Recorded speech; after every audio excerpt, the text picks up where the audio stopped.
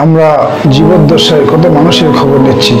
একটা টেলিফোন করলে সে আমেরিকাতে কে আছে, ইউকেতে কে আছে, ইউরোপ কান্ট্রিতে কে আছে, আমরা সহজেই ছোট্ট একটা ডিভাইসের মাধ্যমে আমরা সহজেই খবর নিতে পারতেছি।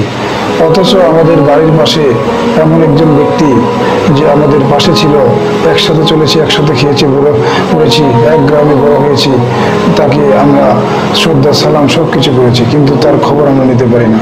সেই ব্যক্তিটা আমাদের ছেড়ে চলে গেছে। আমরাও একদিন এরকম সবাইকে ফেলে একদিন আমরাও চলে যাবো পরবারে। সত্যি তাদের খবর নেওয়ার মতো কেউ নাই। তারা কি হালে আছে, কি অবস্থায় আছে, আমরা কেউ জানি না। তো এটা জানার কোথাও না।